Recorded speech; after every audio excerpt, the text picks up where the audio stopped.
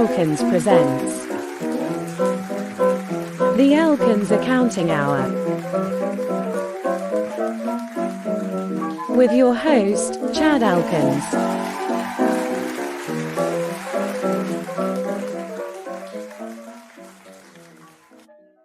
All right, gentlemen. How has your Wednesday been going so far?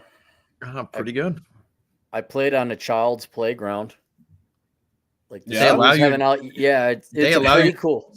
Yeah. Nice. Oh, nice. So you were golfing. Was that yesterday or today? It was yesterday. Today we went walking around a neighborhood, and the kids hadn't let out yet, and they got this huge playground, and it's like adult size. So like you got like this rope that inverts like a double helix, like a DNA strand, and you could climb on the top, and then you got to hang on because you're on the bottom. And they got slides that are like big, and they got these like zip lines, and it says no one over 12 years old, but there weren't no cops around. But it was a fun, like they have definitely improved child playgrounds since we were kids. They haven't been like what is that they call like child-proofing things where they put like the rubber you guys know those things, they put like the rubber ends on like the corners of like tables and stuff, so like kids don't like clock their heads and things like that. Yeah, the floor, the grounds that the playground is on is a very soft, probably recycled rubber, and it's very safe. But yeah, it's cool. Next time I go hiking over on that side of town, I may just go to the playground instead. Nice, man.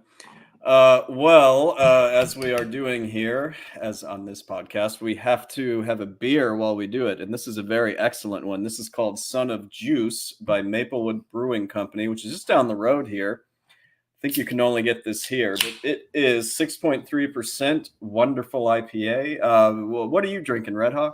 I'm drinking my personal favorite beer. It's back in season because it's summertime. I'm drinking Jimmy Buffett's Land Shark Island Lager. I've had that. That's not bad. Yeah, I love it. It's like a Corona, but better. Yeah, the old Land Shark. And Clary, we know you're not drinking anything. I drank a Zevia, a cream soda Zevia is what I had. Nice. Well, cheers. Cheers. All right. Well, what can I tell you before we get started on this? I'm heading to Texas on Saturday, and I got to say I'm very ready to, because I've been here for over a month now, with the surgery and everything. Yeah, and I'm just kind of like, you know what? It's time for me to get out of here. So, Is this like when it starts getting really hot down there this time of year, or do you have like another month to wait or something? Well, I just heard it was in the 90s down there in Texas today. Yeah, I just talked to you-know-who, and she was complaining about it. So, Fucking temperature, fucking Texas, fucking. Yeah, She's even more pissed off than me, man. I'm kind of glad you two met. there's ways of calming her down, No, but no, it's mainly like, I'm here and I spend so much time here, and after a while you start to remember why it kind of sucks to be here. And so I was just kind of like, you know what, I'm tired of walking around at night wondering who's gonna walk up behind me and like pop me in the head, as is what happened last night. So yeah, it's time to Did that happen to you? You got popped in the head? Well, yeah, I mean like I was walking around and there were some shady. I was out last night with your favorite dentist. Okay. We were watching some playoff hockey, and I'm walking back, and there's these dudes behind me, and I'm full disclosure, I was hammered, but I don't know, they just seemed kind of shady, and one of them looked like he was holding something in his hand, and I'm like, oh fuck. So yeah, I think it's time to get out of here. It's South Dakota. You could shoot back. It's nice. Yeah.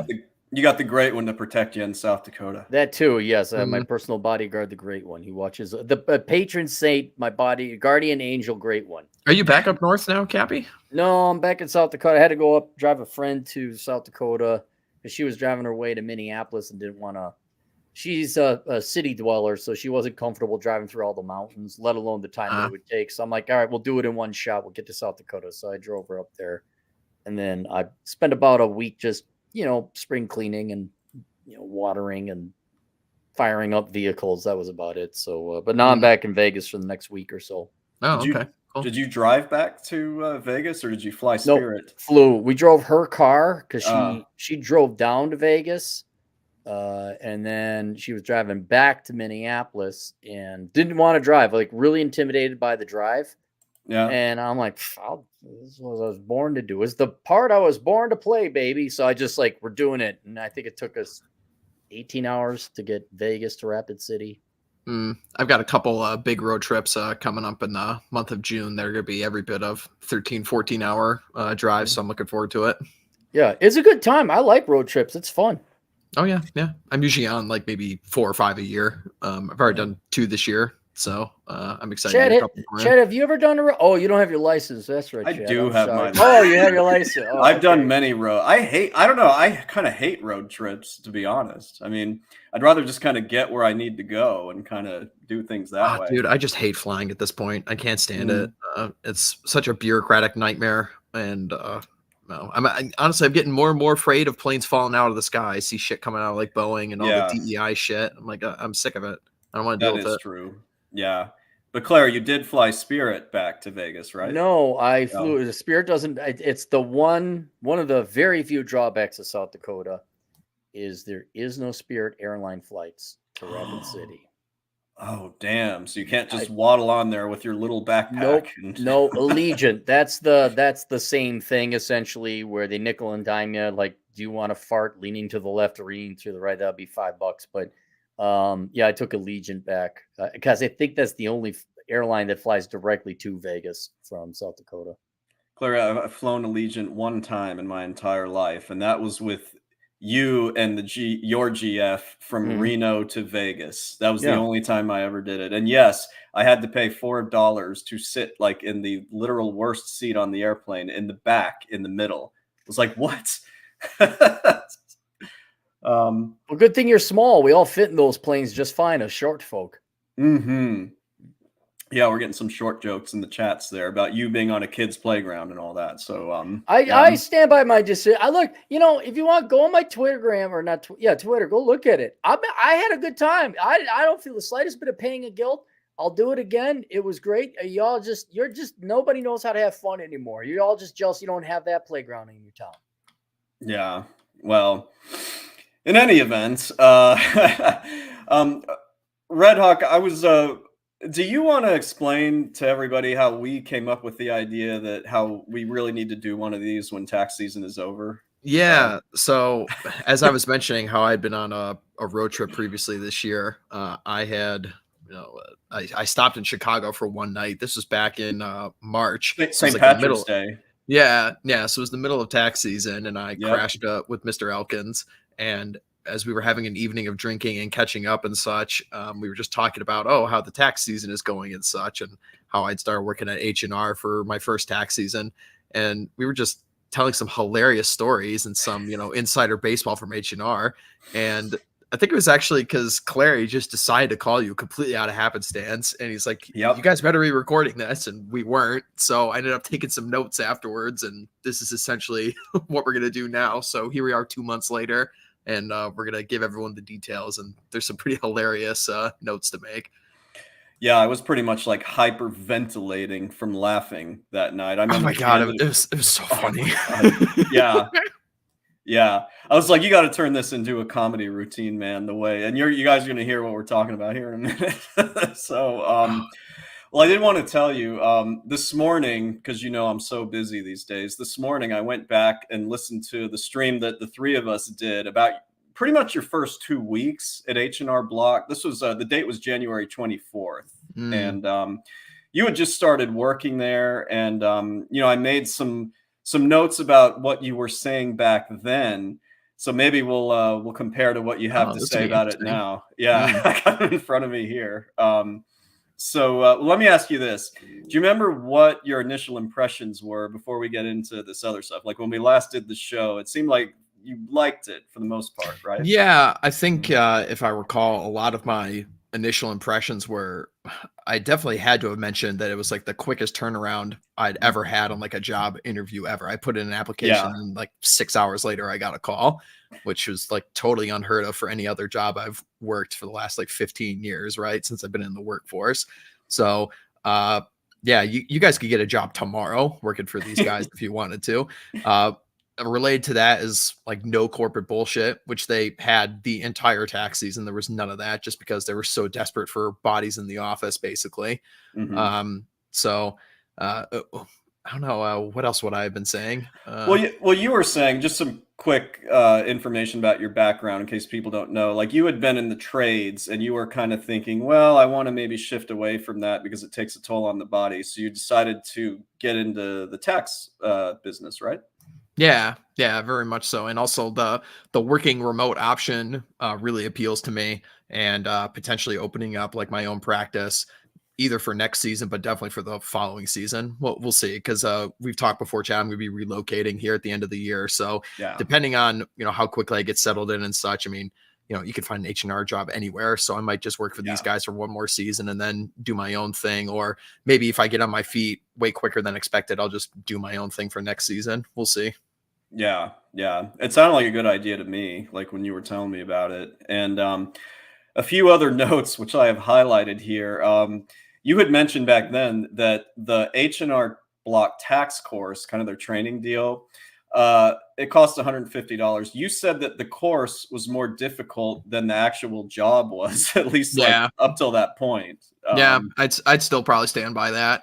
Yeah. At least in my office, because there were like a couple very senior tax pros that have been working in the same office for like 15, 20 years. There were still a couple old boomers in the office, so I basically got all of like the basic bitch returns sent my way. So like the actual tax course takes you through way more actual material than whatever I was using on my job and such. Like I think I did maybe like 2 K1 returns like the entire year, and there's like a whole section for K1s in the tax course. So yeah. And I don't see him in the chat, but Nick and Steve had mentioned that H&R might actually pay for the course for you, or offer it for free, like if you just interview with them directly. So but yeah, like you said, your interview was streamlined. And another note that I have here, you kept saying the H&R Block tax software is idiot proof. Oh Do you yeah. remember? Yeah, still very much the same. There were like a couple weird bugs, mostly on like the state returns side, particularly if you're trying to do like 2 state returns together. Like some people have income coming in from other states. Sometimes the software could be a little bit screwy, and you have to make sure the numbers pull over from the right spot. But for the most part, yeah, it's pretty idiot proof. It's not just going to let you put through a return, willy-nilly. Like there's a lot of like check marks that the software has. It's like, did you make sure to do this? Did you make sure to do that? Did you make sure to double type in the social security numbers so the numbers match properly, and you don't have issues where you're doing the wrong number for somebody else's return? There's a lot of stuff that they do to make sure that mistakes aren't being made. And that's what my tax software program does too. I mean, it's designed to not let you hit submit on something if there's like a glaring error. Now, it doesn't mean it's foolproof and it'll catch everything, but yeah, like because you were doing 1040s for the most part, right? Yeah. Yeah.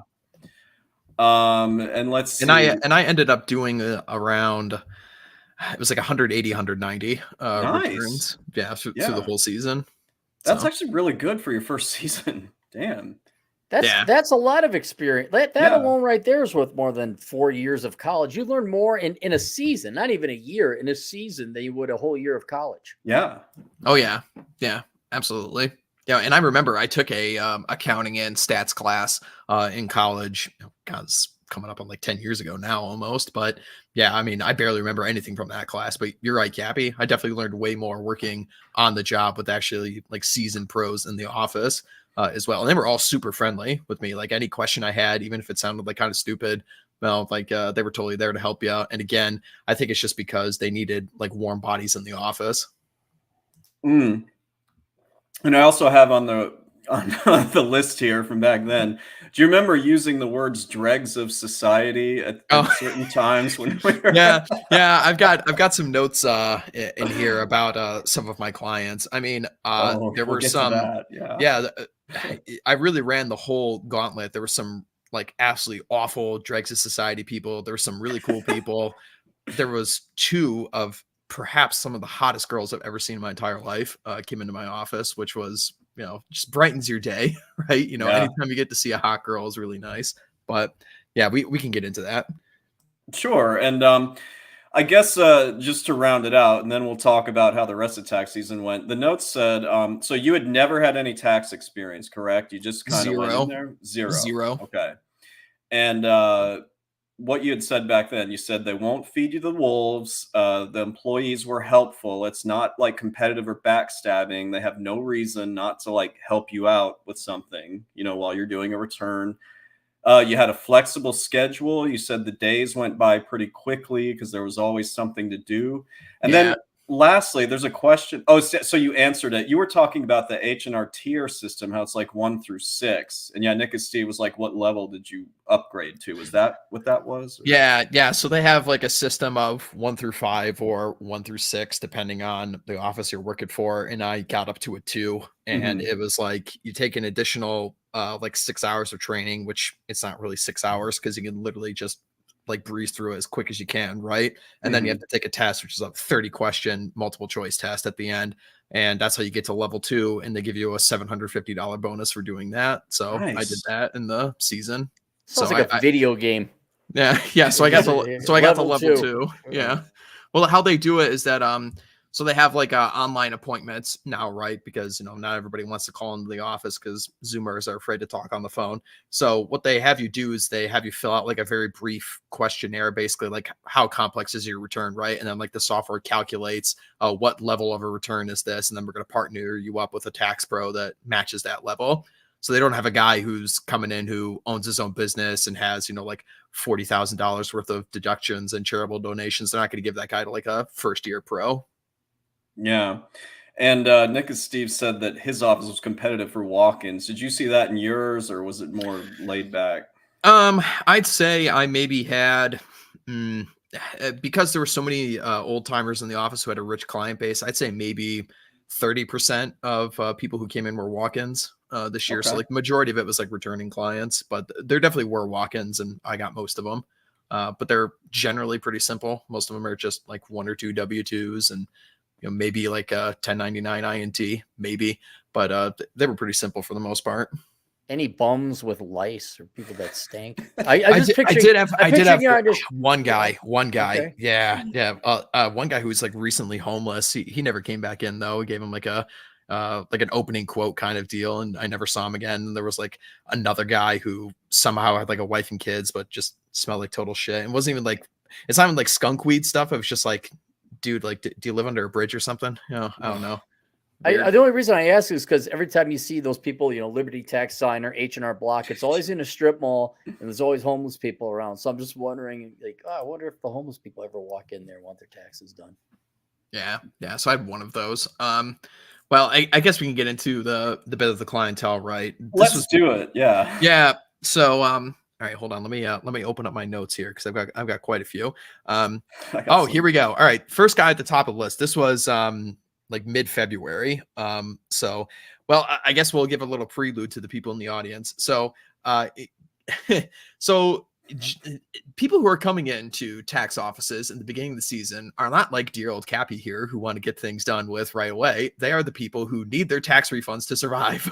Yes. Yeah.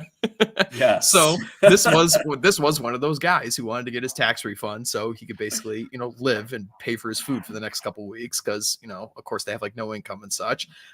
So this guy, maybe mid to late 30s, had a girlfriend in there. Girlfriend's got like a sleeve tattoo and a nose ring, ear piercings all over and everything. Just total awful people, right? This guy comes in reeking of weed, and he tries to get into a fist fight with me when I didn't tell him what the actual cost of his return was going to be. Because the way we'll get into this more when we discuss, but the H&R software for how you charge somebody for a return is calculated off of the amount of documents they bring in, right? And we're going to get to this later about how we get into the exploitative parts of H&R Block. So that's going to be the fun part. But shameless. Yeah, absolutely shameless. This is what Chad couldn't stop laughing about how exploitive they were, but we'll get there. So this guy, I'm doing his girlfriend's return first, right? Because she's the one who actually made the appointment, right? And then she like shows up and she's like, "Oh, can you do my boyfriend's too?" I'm like, "Okay, whatever, fine." Like the way most of the appointments work is they slot out like an hour block, and most of the time on like a not very complex return, it will only take you like 20 minutes. So I was like, okay, that's no big deal. I could squeeze 2 people in an hour. It's not the end of the world, right? There's nothing too complex about it. So I'm sitting there doing the girlfriend's return. This guy's high off his ass and he's kind of like jittery. He's getting up, he's walking around and such. And then he went to one of my coworkers and started talking to them and bothering them while I'm dealing with this girlfriend. And then that's why I got pissed. Because like, okay, you know, you can't be walking around the office annoying other people, right? Because then it looks bad on me and then it causes problems, right? So I tell the guy to sit down in kind of a stern voice. And then he comes over and kind of does that tough guy, like towering, standing over you kind of deal bullshit, tries to get up in your face. And then he's like, I'm going to call your manager right now. You're never going to work at this fucking office again. Fuck you.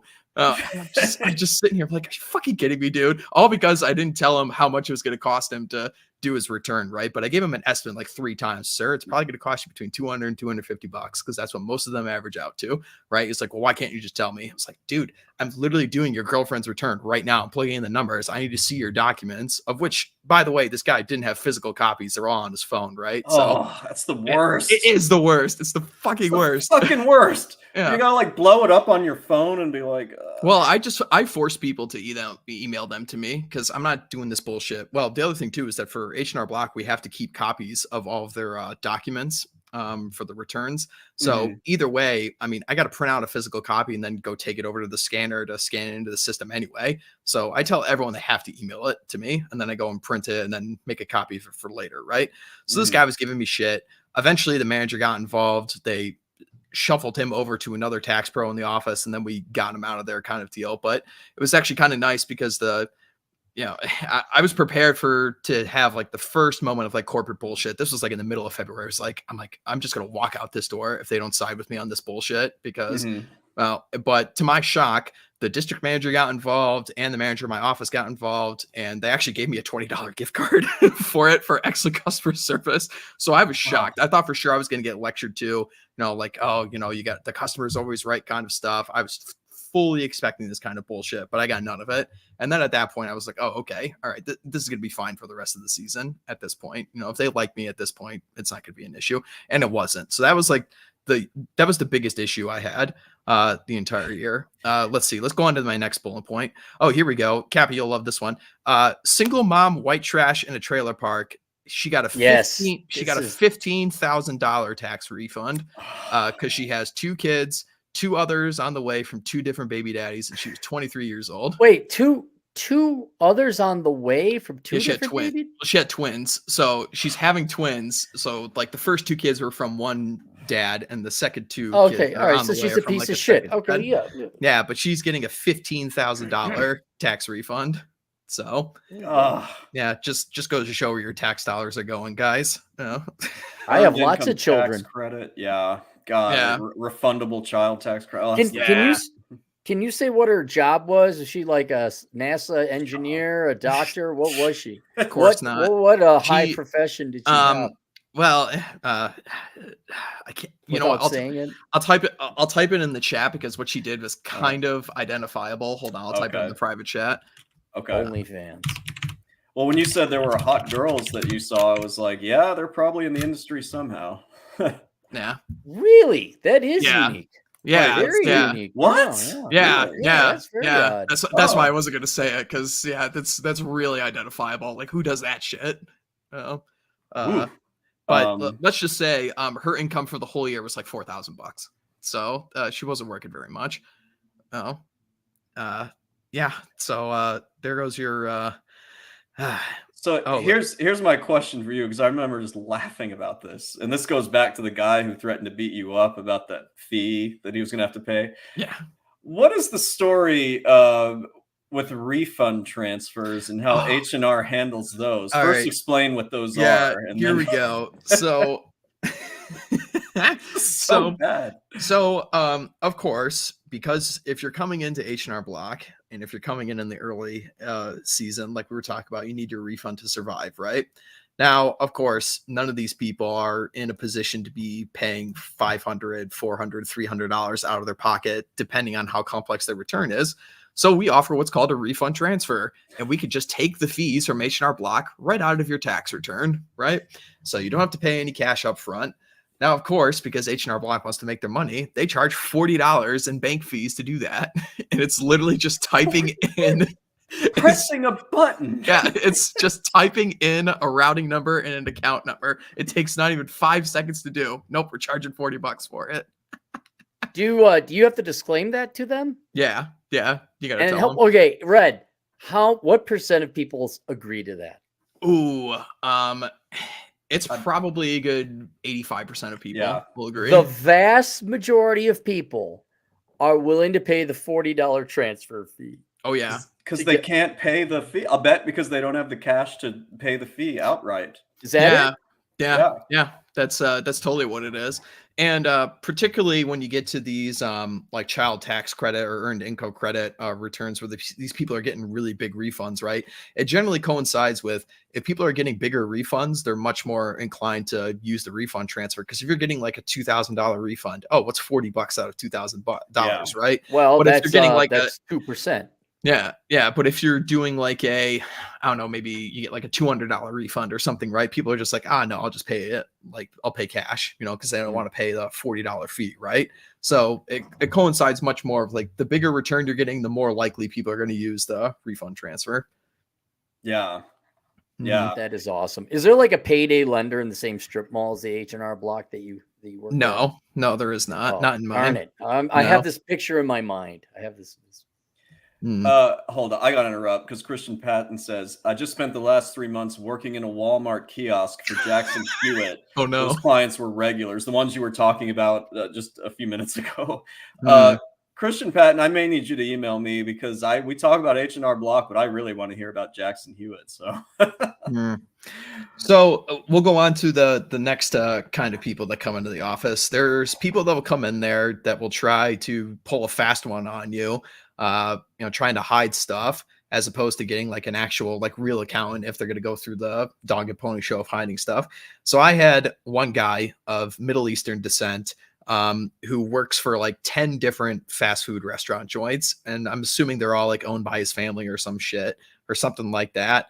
And he was coming in trying to do a fast one of, is he going to file single? Is he going to file married? Is he going to file married jointly or married filing separately with his wife? He would never give me a straight answer if they were actually married or not, right?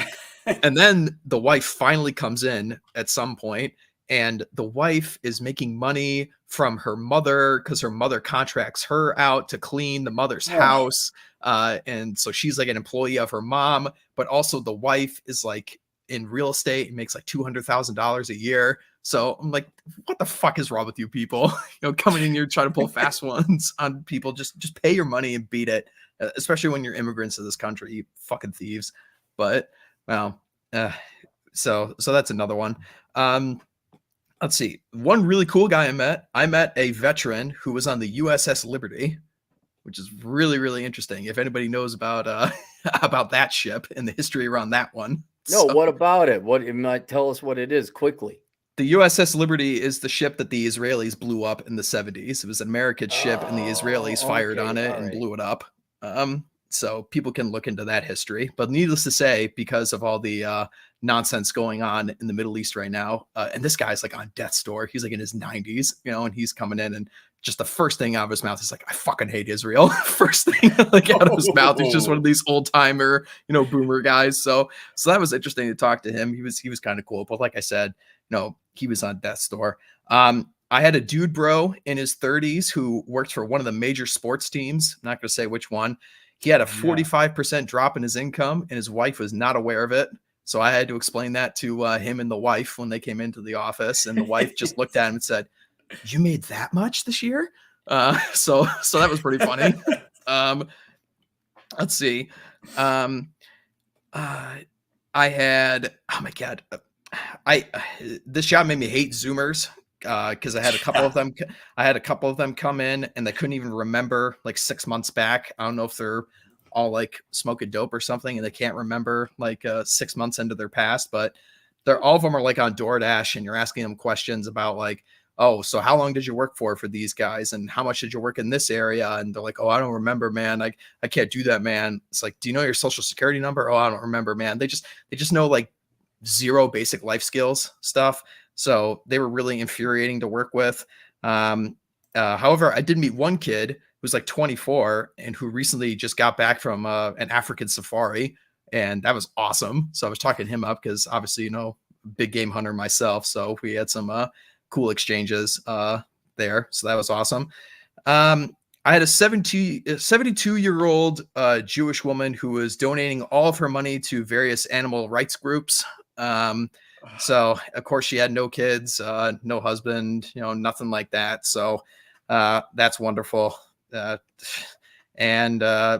then, like I mentioned before, I had two of the hottest women I've ever seen in my entire life came into the office. One of them was like had like a really big Instagram account. It was one of those like, you know, does like the makeup tutorial stuff or something like that. I looked her up afterwards and holy shit, what an absolute smoke show. So that was cool. You know, get a little hot girl action in your life always brightens up your day. So that was cool. But yeah, those are just some of the highlights of the clients. So you get all kinds coming into the H&R Block office. Yeah, I would have thought it would be people with lice. And like it seems like you had a veteran, and then you had some very successful people, like the people who are trying to basically cheat on their taxes. The gal made $200,000 in real estate, and then you got you know, quasi internet celebrities. That's kind of interesting. I would have thought this would have been strictly a poor lower middle income affair, and you wouldn't have people who, you know, like the single moms. I could see that, but I'm kind of surprised that you know, people make a lot of money go there. Yeah. I there was you know how you tell your story, Cappy, about like the genuine rich people, right? And the people who are always hiding it. There was one guy that came into my office. I would have never guessed in a million years he was rich. He was just in denim jeans, torn shirt, like just the simplest guy in the world, was wearing like a trucker's hat. The guy makes $200,000 and he's a chef. And I was like, really? Yeah. I was like, what? Okay. Really? So I was picking his brain. Yeah, he's a chef at one of the big casinos in the town I'm at. So that was interesting, but never would have guessed it. You know, guy just hit it. You know, is married, has 2 kids, just hides his money. So that was kind of cool. So RedHawk, here's a question, and I know you. Let's see, how do I deliver this in a way? If people are giving you shit about some things, or they're not cooperating, or in some instances they're threatening to beat you up, like that one guy, I mean, do they provide you with all kinds of incentives to like really like do everything possible to help these guys? I mean, do you know what I'm trying to ask here? Like, do they tie that? Yeah. Yeah. So this is getting into the crux of our discussion we had many months ago, Chad, about how I think H&R Block is Operation Evil, to steal Cappy's term. So I'm going to go into a little bit why H&R Block is Operation Evil, and we'll see if Cappy agrees with me after I give my spiel here and after he fixes his Cox Communication internet. But am I coming in that bad? You're better now. You were okay. Yeah, you were roboting there for a bit. Delay, yeah. All right. So from my notes, let's see. The business attracts poor people and shysters. If you're using H&R Block, you're not really going to make it. Now, the nature of it being a huge multinational company, there really is no true incentive for you to do the best job you can to make sure they get like the most deductions, make sure their return is done 100% correctly and everything. Because, you know, number one, there's no incentives if I do like a better job on your return. Like if I save you more money on your refund, it doesn't make me any more money, right? And you know, I went over in January how much I was getting paid. I was getting paid $20 an hour. Yeah, and I got some bonuses from leveling up the system and such. So, I mean, you know, so it's not like the greatest wage in the world, right? So the other thing too is that there really is no way for you to actually be punished if you were to fuck up a return, right? It goes into a huge system. There's so many people, you know, like if a return gets rejected and it gets sent back, you know, like whoop-de-doo, you just go ahead and fix it. It's no big deal, right? So there's not really a super incentive for you to do the best job in the world at the start of it, right? Let's see. I'll go into another thing about Operation Evil. So Chad, you know how like on the 1040 forums, they have, you know, the yes or no questions that you have to ask people, like, do you want to contribute to the presidential election fund? Do you you know, did you have any cryptocurrency sales? Do you have any side businesses? Stuff like that, right? Yeah. Well, on the H&R Block software, they have a question called the quicker tech support question, and it automatically is checked with a yes unless you go in there and manually override it. Now, I'm doing my part, and I manually overrode all of those and selected no. And the reason I did this is the quicker tech support option is, so let's say that if H&R Block has a tech support issue, you are giving them permission to use one of their offshore overseas affiliates to fix your return. And they say it's 100% secure, but I think that's total fucking bullshit, because you're not sending, you know, your social security numbers, any data on your return overseas to some bot farm in India or something. Like, fuck that. There's no way that's safe. So I'm doing my part, and I said no on every single one of those. And there were like internal memos for H&R Block who were trying to say, oh, well, you can ask the question a certain way to the clients and maybe they'll be more inclined to say yes. I was like, fuck you guys. You guys are assholes. You're not doing this shit. Yeah. Fuck that. Yeah. Nick and Steve in the chat saying automatically, yeah, in mine office it was. Yeah.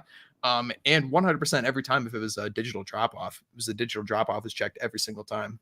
So, and do they have to pay extra for that, or is that just more on the? No, it's not a paid extra thing. It's just a yes or no question thing. But no, I said no every single time. And towards the end of the season, I wasn't even asking people about it. So like, this is bullshit. This is 100% exploitive.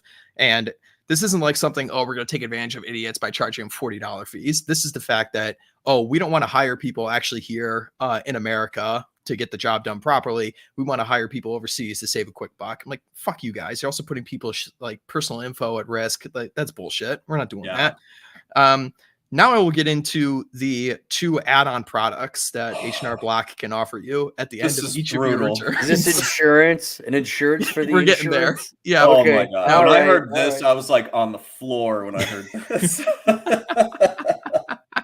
So they've got the peace of mind. All right. Now the peace of mind is $45, which is basically glorified audit insurance, essentially. Right now, one would be asking, Chad, do you offer audit insurance to your clients? No, because you actually rely on yourself to do a good job for your returns, right? I am the audit insurance. Yeah, exactly. If the return is fucked up, it comes back on you, right? Well, because H&R Block is a massive company and they employ tens of thousands of people, you know, they're going to offer some insurance in case some error goes through, right? So you could pay $45 to have the peace of mind audit insurance, and H&R Block will cover you up to $6,000 of your fees with the IRS if you respond within 60 days of getting a notice from the IRS. Okay. So you're like, oh, I mean, you know, do you really need to be doing this? And they also kind of stress it out that, you know, there's like internal memos from IRS, right? Or not from IRS, from H&R Block saying, oh, well, the IRS has hired, you know, 80,000 new agents. So they're really cracking down and such, you know, so they really want you to push it, right, to get people to pay for the audit insurance. But wait, there's more. There's also the tax identity shield. All right. And I will tell you exactly. I love this one. I'll tell you how tax identity shield works. The tax identity shield is $30. And get this, Cappy, it protects your social security and your other private info from the dark web. Now, if you've used a computer since 2003, you will know that the dark web is a bullshit boomer term. What does that even mean? You know, it surfs the dark web to check for your social security numbers so that your identity isn't being stolen. But if you bundle these two together, it's only $50. Wow. Shucks howdy, what a deal. But what were they separately again? I remember yeah, it's so the peace of mind is 45, and then the tax identity shield is 30. So if you bundle them together, it's 50. However, it's an additional $15 for every social security number you want to add to the return. So if you want to add your kids' social security numbers, if you want to add your wife's social security numbers, it's an additional $15 per social security number.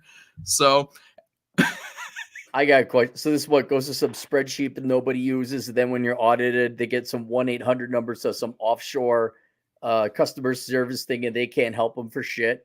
Yeah. I really, because Chad, you and I have a friend who got, I'll mention it. It was the Chase Manhattan bank card. And he had, I don't know if he told you the story where he had like AAA service with this car, but it wasn't through AAA. They had hired out some like Bob's Local Towing or something if you broke down. Well, he broke down, he called up, fucking nobody came and fucking helped him. And one guy finally came, I think after 3 hours, and he was able to do the repair. He's like, look, buddy, I don't know who pays me. I'm just being sent over here. And I'm wondering what are the actual assets that employees use to prevent IRS audit? Like, what happens if someone gets audited? They call them. Is there anyone at the end of that line, or is this just we just raisined you for $60? Well, the funny thing is, I actually did have 2 clients that came in who wanted to renew it from previous years because they said it did great service for them. They said, "Oh yeah, they called me when one of my cards got swiped or something, and they were protecting me, so I'm totally getting that." So, I mean, from what I've heard from people, I guess it actually works. I mean, so I don't know. Maybe it did work out. So there for is. them. I mean, there was some protect. All right. So there is a company or a service. Yeah, I mean, I only heard it from 2 different people, so I don't know if it's kind of hard to tell what the ratio is, like if they actually caught you, right? I don't really know what the ratio is for people who weren't caught, right? But I did have 2 people come in who gave the service praise. I have no idea what that means in the grand context of how many people got it, but there at least were some people who said it was an actual service and they liked it. So at least there's that. So I think, is it audit protection, or is it like if whoever prepared your return like did something wrong and they reach out to you? Oh, it's kind of like it's got to be. No doubt they wrap both of them up into the same thing. No doubt. No, because it's basically the same thing, right? It's like if there's an issue with the return, you're going to get a letter from the IRS, and that's what they're referring to. So it's like, but the thing they say is like it has to be within 60 days. So within the 60-day period of you get that letter, you have to call H&R, and they really told us we have to stress that. So I guess they've had issues in the past where people called them like 90 days or 120 days, or they asked them like next tax season or something. By the way, there was, I'd say maybe like 5 to 7% of my returns people had previous years as well. Like they just hadn't filed in previous years. Yeah. So some people bring in 2022. Some people would bring in all 3 years, like 21, 22, and 23 to do. So I don't know. Well, I guess the part that got me was that, okay, so going linearly through what we've talked about. So H&R hires people to be on the front line of like preparing these returns, even ones with not much experience.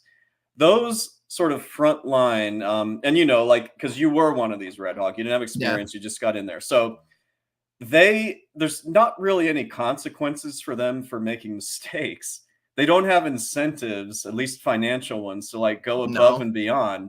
And then when mistakes are inevitably made due to this system, the client themselves have to pay for like insurance and things like that to get protection for the mistakes that H&R employees actually made. Yeah. So it's like, that was the part where I was like, wow, they really are Operation Evil. Like they're making money on their own like cheap hiring practices. Well, the thing is too, is that they charge you $100 for an audit as like it's like an upfront charge, right? They $100 to do the paperwork, and then they give you like the $100 back once the audit is finished. Is how they do it. But yeah, let's see. The other thing I should be mentioning is that these add-ons, right, are like just at the absolute tail end of the return. You've already collected the signatures. You've told them how much they're going to pay. It's just like, there's no going back at this point, right? You've been here for a half hour, of course they're going to ask you at the end. They're not going to ask you at the beginning of, the whole process. Right. Right. Also, right before the very last tab where, you go and print their documents and give them a copy of the return, there's a refer your friends. You can get up to $300 back if you refer some of your friends to H&R Block. So let's see, what else do I have here in my notes? Hold that thought, RedHawk, or give me 1 sec. I gotta finish this and get a bit of a refill here. So maybe maybe Clary can entertain everybody, or you guys can. Yeah, I'm looking here at a Wraith Mini 4K thermal night vision. What do you My buddy's really into guns, and so now you gonna hunt like some wild boars or something with night vision? No, just people in case they attack at night. To be perfectly honest, like I don't want to, like because if things are going to be bad, they're going to come at night. They're not going to come in the daytime with flags and fireworks announcing it. It's going to be all bad shit happens at night. But then I'm trying to find my to-do list, which I don't have here. And I know that's a really big thing for predator hunting or wild boars. People will hunt at night, like coyotes and wild boars. Because they're active, they're nocturnal, or what? Yeah, they're more nocturnal. Oh, okay. So you can use the night vision stuff, get your AR out or something. Okay, Wraith Mini 4K. I had a buddy who's former special ops, and I was like, okay, I'll get the thermal goggles with phosphorus and the laser on the gun so you could see it at night. And because he recommended it, and I looked into it. We're looking at like $5,000 for the cheap shit and $15,000 for average. I'm like, yeah, I'm not the United States military. I don't have that much money. I'll mention something else. We're talking about the the audit insurance basically and everything. Well, the other thing too is, if you're working at an H&R Block, I'm assuming you're not going to be the most like skilled tax pro in the entire world, because if you were, you'd be working for yourself, right? So it kind of adds in more to the fact that, you should be getting this insurance because I imagine like the most qualified person who's ever working at H&R probably isn't as skilled as somebody like Chad, right? Because like if you were, you'd be working for yourself, like be making more money. You don't want to be sitting in the office making, like hourly wage or something instead of having a client base, right? So just ties in more like if you're being serious about, like getting your taxes done, like just go through an actual accountant. You're probably going to be paying them like that much at the end of the day anyway, which the other thing we've been getting at here. So like the baseline return, the absolute minimum in my office was $159 to do a state and a federal return is $159. So like one W-2 essentially. Yeah, basically like the absolute bare minimum. If you're going to file federal and you're going to file state is $159. Now that increases depending on the credits that you're getting, like I was talking about earlier. So if you're getting like a child tax credit, right, which is like no additional paperwork, right, or anything like that, because it's just based off of your income and how many kids you have, right? However, the child tax credit increases the price of the return by like $180-$200. It just shoots it right up, right? Because they know these people are going to be getting huge refunds, and this increases the probability of them also using the refund transfer. Because if you're going to charge them more to do the return, these people don't have cash lying around. They're not going to pay it. So I'd rather have my money go to H&R Block than people that have more kids than they can afford and they need my money to pay for them. Fuck you, people. Fuck you. I hope an H&R Block. I hope RedHawk gets it. I hope the shareholders of the greedy corporate CEO with his bags of money, I hope he gets it. Actually, RedHawk, I did have a question about something. Somebody who also worked at H&R Block told me recently that this happened, and I wonder if it was the same in your office. So, do you happen to recall what Form 8283 is off the top of your head? God, I know that one. Why am I blanking on it right now? I'll just tell you. It's like non-cash charitable contributions. Like if you have more than 500 that you want to claim, you have to use that. Like you go to Goodwill, Salvation Army, whatever. You have to be specific on that form. This is what he told me they do. So, the standard deduction was basically doubled, 6 or 7 years ago. And so far fewer people are itemizing now than they used to. It's like 8% of taxpayers now are itemizing. It's so low. It's really gone down. So what happens is somebody will walk, or this is what the other guy told me. They would walk into the office and they'd have, say, $2,000 worth of, contributions to Goodwill, Salvation Army, or whatever. So they would have to fill out this form 8283. The issue was that even with those contributions, they were not going to be itemizing. So it provided zero benefit to the taxpayer. Yet H&R still charged for them to sit and do the form. Yeah, they charge for the additional forms. Well, what I would do with my clients, I would just say, I'm not even, because I just wouldn't even bother wasting the time logging it. I would just tell them, okay, this only works if you are going to itemize, and you're not going to itemize because we're not going to get up there. So we're not even going to log this. That's what you were honest about it then. Yeah. He was making it sound like even if forms are totally useless, they still wanted him to do them. There is one form, so 1095As, which is marketplace health insurance, which you actually don't even need for your tax returns right now because of the Tax Cut and Jobs Act. You don't even need any of these forms, period. You don't even need to log them, but they do charge you $25 for a 1095A, but they don't charge you anything for a B or a C. No, it's just the A's that they charge you for. And what gets me, so the A's occasionally you need to do it if they got a premium tax credit, but most people don't do that. So you're right. Like it could have been totally useless. And I think what I thought was funny, like when we were talking about this in March, was that there's really no incentive for somebody in your position to be like honest like you were and being like, well, that's not going to help you. Because if H&R is just kind of like, push the forms, push the fees or whatever, it's kind of really no skin off your back. The thing for me was, I wasn't even necessarily on being like the good, like honest, like citizen. It was just because I didn't want to do the extra work because, even though I'm talking about, like it's, it wasn't like a horrible place to work for and I would recommend people go. I mean, it still got busy, particularly towards the end for busy season and such. And I was just at the point where I've got like 35 returns on hold. I've got other stuff I need to be doing and working on. Like, I'm not going to waste my time going through all this guy's charitable donations and logging them in the system correctly and making sure the numbers are carried over to the forms properly. Like, I don't have time for this shit. I just want to get you out of here. Well, so that's more what it was like. Yeah, and that's how I approach it. Like if somebody walked into my office and they brought in like, say a shoebox full of charitable contributions, and I'm like, what do you think the approximate value of these are? And I know that they're not going to itemize. It's like these are pointless. Same with medical expenses and all that stuff. Yeah. The medical expenses were always like a pain in the ass too. And here's another tip as well. Like anyone who ever comes into the office that's over 55, never ask them how they're doing because every single time they're going to tell you something to the effect of, oh, I'm getting this surgery. Oh, I've got this health condition. Oh, I've got this going on. I'm, well, I was in the hospital recently. Like for fuck's sake, are any of you healthy? Come on. Yeah, you get a dark view of Americans sometimes when you're dealing with the public like that. Yeah, well, speaking of dark views, I had maybe... I'd say maybe like a dozen at most people who were happily married, like couples with kids. It was there were so many divorces, so many people coming in like, well, I think I claimed him last year, but I think my bitch ex-husband didn't. I had two guys who were in the process of getting divorced and they were just getting raked over the fucking coals and hearing like their horror stories. I actually had one guy come in who had a very similar story to Pop.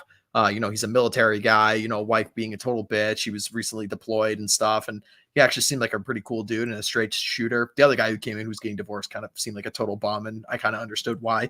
But yeah, so you kind of got a dark vision of the American, parent and divorce system as well. But I don't know, interestingly, most of the people I saw who were in happy marriages were like millennials like myself, people in like their like lower 30s who like just had kids recently, and most of them are like conservative leaning type people. I actually had one couple who they were homeschooling one of their kids, which so that was cool to see that they were doing that. So it seemed like some of the younger people had their shit together, but most of the older people just divorce grinder, all of them.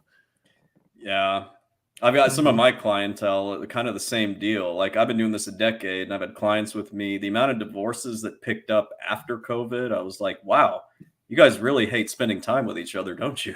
Yeah, apparently. Hey, I need divorce and discontent and feminism and broken families and broken homes. Don't you dare suggest this country get on the right track. I need pain and agony and suffering from my business. Yeah, you're never running out of clients, Gavin. I'm never running out. I hope not. So stop telling people how to be happy and mature, responsible adults here. It was kind of nice when you had those like families that came in though. I had like one couple who had recently moved from like another state, and the guy was in the National Guard, and they were just the sweetest people in the world. The wife was so kind. They had a new baby boy. She was like one of the sweetest people I've ever met in my entire life, just doting on her husband, had all the paperwork perfectly organized in a folder when they came in. I was so excited to help them out. They were the nicest people in the world. So I wish them good fortune. RedHawk, let me ask you real quick. If every client was like that, how many tax returns could you have handled this season? Because you did what, 150, 190? Yeah, I did like 180, 190. Uh, 180. How many nice. could you handle if they were all like her and not like pothead, tatted up parasites of society threatening to fight you? You know, I mean, like mentally, I probably could have handled more, but as it relates to time, it probably would have taken me way longer because, you know, you actually want to talk to these people and you want to spend more time like when they're in the like tax booth with you or when they're at my desk. So it would probably take me more time, but mentally I would be able to handle more of a workload. So I guess I don't know, maybe they would like cancel out or something like that. But I don't know, I'd say it was like a healthy level of you know, like it was healthy enough that there were nice enough people coming in to like recharge your batteries, so to speak. Whether it was like a nice married couple or like it was that guy who was a hunter, like I was describing, or the military veteran or the really hot chick or something like that. There was enough of a balance where I wasn't like hating being in the office, you know. So Well, RedHawk, before I ask this next question, because I mean, this one was about when I lost it. It was so funny when you said this. Like, are there any more stories or pitfalls that you want to talk about? You probably know what I'm about to ask you. go for it, Chad. Ask me. Despite all these shenanigans and everything, what are your thoughts on actually working there? Oh, well, I will say one more thing before I get to that final point. And this is the topic of the bullshit, you know, like corporate office bullshit stuff. They do have DEI training, and That's right. you could Yeah. tell that they had it contracted out by another company to do it, and it was a bunch of videos because That's like right. they're giving you breakdowns of like what is going on in your office, and they're describing things that aren't even in like our office. You know, they're talking about like people in the break room. It's like, bitch, we don't have a fucking break room. You know, like fuck off. You know, all we have is literally like a $20 like beer pong table from Walmart in the back. And microwave is from like 1985. You know, like we don't have a break room. Yeah, and they're going through these circumstances where like one guy is talking to another guy in the office about nude photos he was receiving from another girl in the office. It's like, who the fuck talks this way? Shut the fuck up. You guys are all worthless. And the other thing about this is because they know that people just skip right through it, it takes you to another link and you can't put it on ×2 speed. You can't click through the video. You can't like scrub through it like on YouTube to drag it all the way to the end. So what I would do is I would just put it on mute and have it running on a separate tab in the background, not paying attention to it at all, and then just click through it at the end and be done with it. So you could tell they had it contracted out by some other worthless company for a bunch of fucking worthless people. But, you know, nobody gave me shit for like skipping through it basically, which is what I was doing. You know, so nobody really cares. It's just, okay, check the box and be done with it. And that's pretty much what all the training is. It's literally just, you don't even have to read the stuff. You could just click on the page and then click the mark complete and you're done. You don't have to waste any of your time with this shit.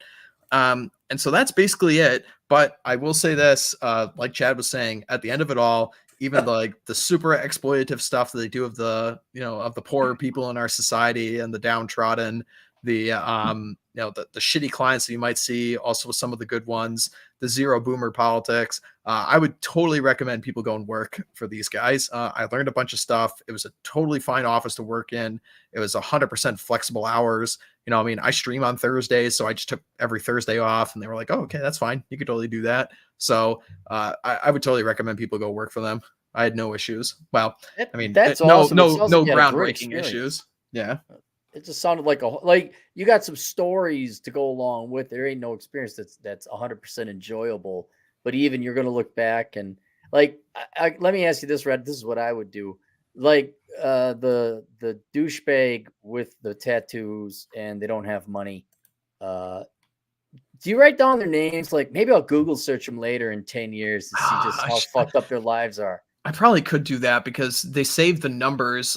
Okay, so you have like the H&R software, like you log in and attaches all of your returns to your account. So I probably could, even if the ones that never get completed, they're still in the system. So I could probably go back and find them. Yeah. I think that'd be because what me and the Great One did is long ago he started saving clippings from the University of Colorado's Fort Collins volleyball team. No, they're the local college newspaper because he had lived in that town for 20 years. So he had these articles from the late 90s and the early 2000s. And we just started looking up the people who wrote these articles. Like, where are they now 20 to 15 years later? And it is a fucking joy seeing these deadbeats and losers just be old deadbeats and losers and not get a single inch of progress. So I think that'd be pretty therapeutic. You find some of the douchebags. You wouldn't publish it or nothing like that, but just get their names, take them down. Like, I'm going to Google search this guy for shits and giggles 15 years from now. I'm going to Google search this person. It should be a riot. Yeah, that'd be funny. I definitely looked up the hot chicks afterwards. Totally did that. I'll admit it.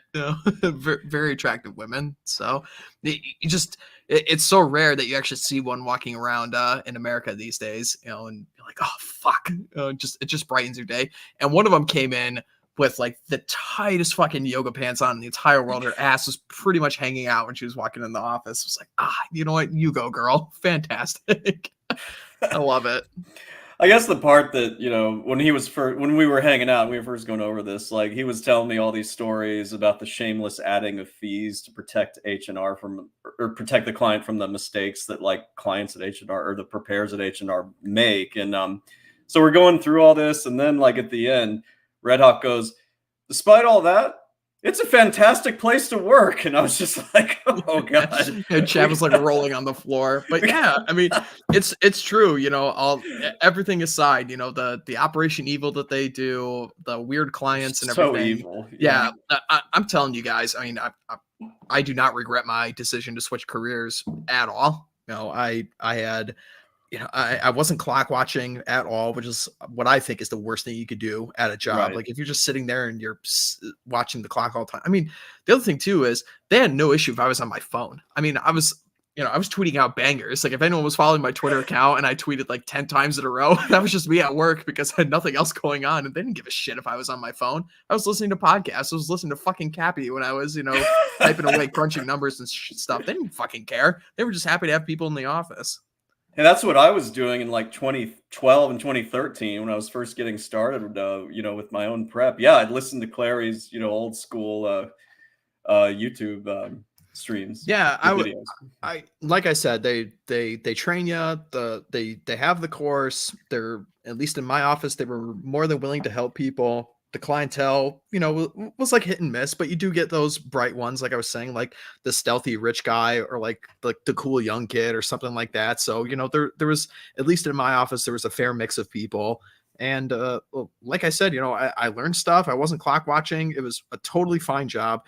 And I'll keep stressing this like I did at the start. I mean, I got a response the very same day, 6 fucking hours. I was blown away by that. I mean, previously, like all the other jobs, I mean, I have to wait days. Sometimes I have to send in second applications. It was just immediately. They are so starving for people. When Chad tells you that like accountants, there's such a shortage of them, I totally believe him, man. Oh yeah, tax season, definitely. And just to creep over to more Clary's realm, you did all of this. You didn't have to go to school to get an accounting degree. Yeah. It cost me $100 for CPA exam. Yeah, $150 and like 60 to 80 hours of work to do. And like if you really wanted to do it, you could power through the course in like a weekend if you wanted to. Yeah. So this is why I've been touting it, and I was really happy to hear that you felt like you got some good experience, because all of the folks that I've kind of recommended, this is how you can get experience. I've heard great things, from Parker and you and a few other guys. Now, Nick is Steve. Sounds like you didn't have a great experience. Maybe you can elaborate on that. But yeah, I've mostly heard really good things about it, and I'm glad you enjoyed it, and that you may go back and do more work with them. Yeah. Like I said, once I relocate at the end of the year, we'll see what I want to do. I'm leaning towards I might work for them just for one more season. But we'll see. We'll see where my head is at after I relocate and after I get all my other stuff done that I do for my other job. So it'll give you all kinds of options to work somewhere else in tax. Yeah, that's the other thing. I mean, like for next season, I'd say maybe 60% of my clients, this wasn't the case for most of the other people in my office. Most of the other people in my office had like one-on-ones, but I'd say maybe a good slightly over half of mine were just drop-offs. They've just come to the front, they drop off their documents, you work on them in your spare time, you give them a call, they come in, they sign the paperwork, and that's it. and you could just do all that stuff completely online, in the future. And there were like a couple of those, but the system is still kind of buggy. At least it wasn't my office. So there weren't people who were doing it 100% remote. But if you're just coming in and dropping off your documents in a folder, it might as well be remote, right? I mean, it's pretty much what it is. So, like the option to work full remote is probably absolutely in the cards in the future. So that was the last thing on my list to ask you. And yeah, it sounds like that they do have options for that at H&R too. So yeah. So yeah, I'd recommend it to people. If you're looking for a career change, I'd say go for it. Cool. One thing I might do, we're about to get the super chats here, but the only other thing I was going to mention was that there are several other people who did work for H&R Block this past tax season. I was thinking of doing at some point soon, like a round table, 4 or 5 folks on here and talk about their experiences. So I mentioned that just to see if people in the audience or who are watching this later might be interested in that, because I think it'd be cool. So, okay, who wants to read the super chats? I'll bang them out. Earn my keep here. Yeah, you earn your 33% there. I earn my 33%. Not 50. My Truth the King. $5. Trailer gal winner. Don't specify in identifiable details. What's her gross income versus AGI? How much she pay into the system versus take out of the system? Oh, he's got to be talking about the single mom. Yeah, we mentioned that earlier. I mean, her AGI was something around like $6,000 for the entire year. It wasn't much at all. She was by far getting way more out of the system than she was putting in. It wasn't even close. Yeah, it's pretty terrible how much you can get back in refundable credits and earned income tax credit. And H&R probably sees a ton of that. Yeah, I mean, it does make a huge difference. There was talks about, obviously, they had like changes to the child tax credit in that huge ass omnibus spending package that they had back in March. They didn't end up passing. Didn't even pass. Yeah, but there was like talks in my office for weeks about how they were going to change that. And there were a couple clients who came in at that time like, well, should I file right now or should I wait for them to pass this and such? And we were trying to get people like, no, just file and get just it over do with. it. There were some people who still haven't filed theirs, waiting for this to pass, and it didn't pass. Yeah. Well, the other thing too is like they increased it by $100. It's like, it wasn't anything amazing. I mean, it's like if you need that 100 extra bucks, like God help you. Claire, I think you know this dude. Hat and Clogs. Who hurt you, Cappy? Why does Cappy hate, not love? I don't think anybody hurt Cappy. I think he just. Well, I'll let you answer. Everyone hurt me, and that's why I am the way I am. And why does Cappy hate, not love? Because the world never loved Cappy. That's why. The hate. I received hate, and I give hate. That's all it is. That's what. Just the circle of hate. Circle of hate. Circle of hate. I want to read this one real quick because I did not know this. Nick and Steve says, Chad, if I remember right, if you were doing returns while out of the U.S., you have to get your client's permission to do it outside the U.S. I'm embarrassed to say I did not know that. I'll have to look that up. I wasn't aware. Thanks, man. Justified Passaic, need $5. Can S Corps deduct medical expenses on Schedule C and still claim standard deduction? What's considered a reasonable salary to pay yourself to avoid audit? Ooh. I'll field this one because RedHawk, you probably didn't do any S Corp returns yet, right? I didn't do any S Corps. I did do a couple Schedule Cs. Oh, you know what? That's actually, before you answer this, Chad, I will say this. So one thing that particularly the younger guys should be aware of, I noticed this with at least 3 Zoomer clients that came in at the end of the year. If you guys are working for some of these like landscape firms or such, they're paying you guys under 1099 NECs, so non-employee compensation, and that actually screws your ass over if you're making over $6,000 because then you're subject to self-employment tax. So I had kids come into my office who were like 19 years old. They were paying like $5,000 in taxes, and these guys are getting completely screwed over because these landscaping firms, even though they're making like $20,000 a year, aren't paying them W-2s. So if you guys are signing up for some of these firms, definitely make sure they're paying you under W-2 because you do not want to get screwed with self-employment tax. They fuck you over, man. Because there's probably not a lot they can deduct either. They're just there's nothing. They're like 19 years old. What can they do? Nothing. Okay. Can S corps deduct medical expenses on Schedule C? No, that is an absolute no. You cannot deduct medical expenses on Schedule C. They have to go on Schedule A, and they're subject to AGI limitations. So unless you're an old boomer with all kinds of health problems, since they're scared to die and we have to keep them alive till the age of 110, medical expenses are not helpful. What's considered reasonable salary to pay yourself to avoid an audit? You know what, man? That is the age-old question that nobody really knows the answer to. So very quick background. If you elect S corporation status, like me and Clary, you have to pay yourself a salary of some kind because you have to pay some self-employment taxes, but they have to be reasonable. Who's to say what's reasonable? Pretty much if you keep it within the 30 to 50K range or something that's consistent with what your profession is, that a salary would make, then you're fine. And for those that say, well, accountants don't make 50K, they make more. There's accountants in Topeka, Kansas who make like $25,000 a year. So it's like nationwide. Now, Clary, is it better are we incentivized to pay higher salaries or lower salaries to ourselves? You are incentivized to pay yourself lower salaries. Yes. Why? Because you are trying to save the most amount of self-employment tax and the fuda suda wooda huda that you would pay. Yeah. The like the what is it called? Payroll tax? Is that payroll? It's payroll tax. Thank you. That's what it was. Yeah, all those taxes. If you pay yourself less of a salary, you pay less of those taxes, and then the profits that would be received from the S corp into the LLC, that is just pass-through income and taxed at only an income tax rate, correct? Just income tax. Just the income tax. All right, I got it right.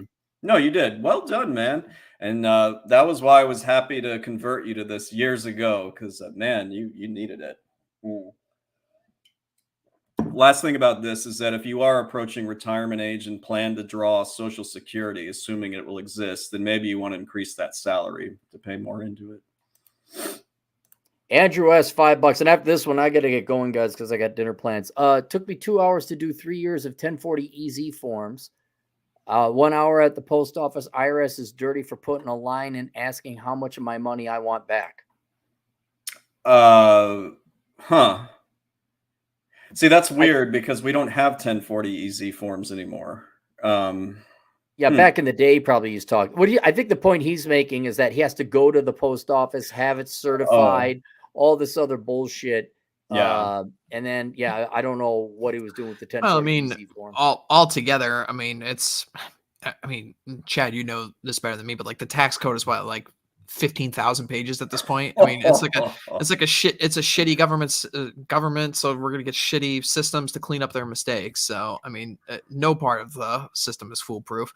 It's like, funny enough, guys, I was using your joke, guys, would this be fixed with the sales tax? I started using that in my office. They got over on a bunch of people. I would love for the day to come when, I'm out of the job at this point. It would be so much easier, but that's what I've been saying. Put me out of work. I would be just fine with that. I gotta go, guys. I'll see you. Bye, we'll catch you later, man. All right. Just real quick, and I was going to say this too. Harvey Polanski did accurately mention that the revenue agents look up the average salaries for similar professions in the local area. So you just have to be reasonable. I mean, for lack of a better term. So, RedHawk, you want to take over for Cappy reading these? Yeah, I could read them as they come up. Okay. Gennaro Solis Jr. for $5 had clients that came in hoping for the full CTC, but their income was like $500,000, getting angry that they get like $20 or $100 refunds. Yeah. Well, the other thing too is, I'm sure a lot of guys had to explain this to clients that came in, but people always have it in their brains that the refund is like money that the government is giving them, like for free. It's like, no, this is a refund because the government is shitty at their jobs and they're taking more taxes from you than you should be paying. And so you're literally getting your money back. And also in the interim, paying a company to do it for you because the tax code is so complex. So don't come yelling at me when you're not getting your quote unquote free money from the government. It's like, no, if you're only paying like $5 in taxes, don't expect to get a huge refund. I gave up trying to explain this to people years ago because they're just not interested in it. So I just don't even bother. Yeah. Oh my goodness, RedHawk. Clary's going to be pissed that he missed this one by a minute because then we'll have to decide how honest we want to be about giving him a cut of it. Oh, Dr. Paradox for 100 Dr. generous Paradox, dollars. yeah. Thank you very much, Doc. Cappy's looking at redheads. Glasses gives them away. Here's another proper contribution to Elkins. Also setting up a multinational D&D 40K tribe if you fools are interested. Also, Elkins, I'll need to hire you because you need a proper challenge. I hope you reach out. Are you looking to take on more clients? Doc is pretty wealthy, I guess, if he's shoved around $100. I mean, I'm full, but I mean, first of all, Dr. Parrot, that is very, very generous of you. Thank you so much. He's done this before, on some streams we've been on. I don't think you've sent me an email, have you? Send me an email anytime if you want to talk about what your situation is. I assume you're someplace on the other side of the world, just a guess, but I don't know why. That's the gut feeling I get. But yeah, email me anytime. Really generous, man. I appreciate it. I don't know, RedHawk. Should we pretend like we never got this one? So you and I split it 50-50 now. Yeah. Well, I mean, he left at this point, so he's no longer working. So that's what I was gonna say. He was quick to run off. So I might have to look back on the stream and see if he was looking at redheads in his glasses. That's hilarious if he was. Minute 1 hour and 14. We'll see. We'll see about that. All right, JA for $10. How do you convince someone to do what you do instead of taking a chill industry job? Is it actually that conducive to work-life balance? What does your year look like, and how annoying is admin? Well, I think we kind of covered that. I mean, at least for my office, it was make your own hours. I worked 5 days a week. I took Thursdays and Sundays off because I need a chill day on Sundays, and Thursdays are days when I stream. So I just took 2 days off, worked the rest of it. Most of my work weeks were around 40 hours, but around busy season, I did have 60-hour weeks, so that was only for like a couple of weeks. And then, like I said, the admin in my office was totally chill. I had no issues with anybody in my office at all. And then the corporate bullshit was basically non-existent, so other experiences may vary, but at least for me, well, let me, RedHawk, if you're comfortable sharing, what did they tell you when you would potentially start going back and working for them? Did they give you a month, or did they say anything like that? Well, we should probably talk about this a little bit more off air because my counties in my state is a special case right now. So, because I'm actually still working, so yeah. Okay, cool. We could discuss that. Yeah, we'll discuss that later. I figured. Yeah. Real quick. Typically, your contracts go until like April 19th, so like a couple days after tax season. Mine got extended for special reasons, but that's typically when it goes. And then you can potentially petition to work for the summer season, where like offices are open only like a couple times a day. At least that's how it was working for me. So you could do that, and then they give you like a rough time frame of when you can come back for the fall season for people to do extensions. I work another job. I run the Old Glory Club and such, which people might be familiar with. So I'm working on other stuff on my time off as well. So I'm staying busy.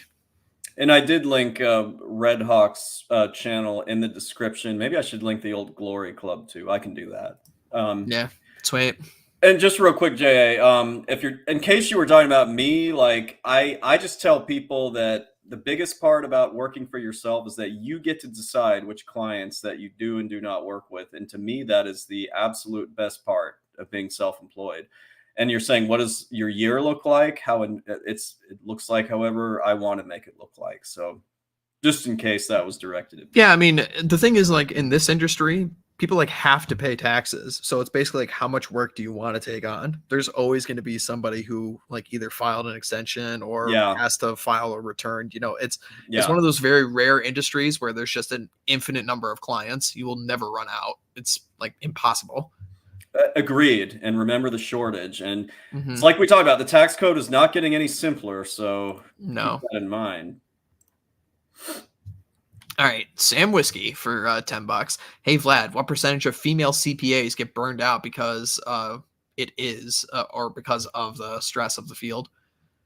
I tell you, there are a lot of, I would just say there are female CPAs, but at least in my experience, and this is in my area, and again, my network, I don't really know any females that really opened up their own practice like I did. There's obviously some, right? I mean, there would have to be, but I'm just not. Funny Yeah. enough, Chad, 80% of my office I was working for was females, and I suspect Really? this is actually kind of what you're describing right now, that they don't want to set up their own firms and they just want to work like in the tax office for a big company.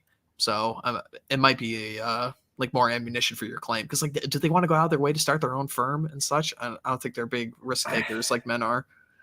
Yeah, that's an interesting point because there were a lot of female employees in tax, but this was like at the big four and, even in industry. But I got to say, I just don't see a whole lot that have their own practices. Again, that's my area network. So that might not be true, but I don't see a lot of it. I haven't heard of anybody, getting burned out and quitting, at least with their own practice. But that definitely, I've heard of that with big four. So it does happen.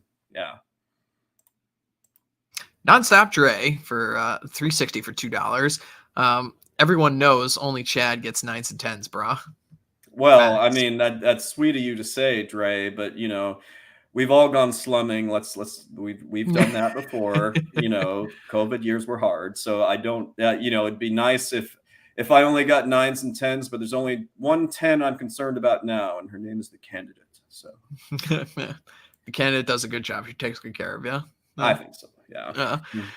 Dr. Paradox for $2. The 0.9 nines and the 0.10s to be specific.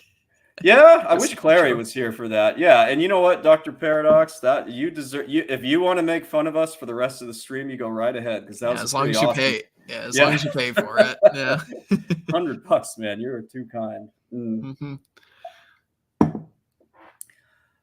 Atham. Our good friend Atham Eldekua for $2 sends a super sticker that none of us can see, unless I go scroll back in the YouTube chat. Yeah, I can't see it either. It's a cat. It's a cat with sending us hearts. Okay, yeah, that's the old Atham special there. Or it's a Shibu. Cool. It's something like that. I don't know what it is. Anywho.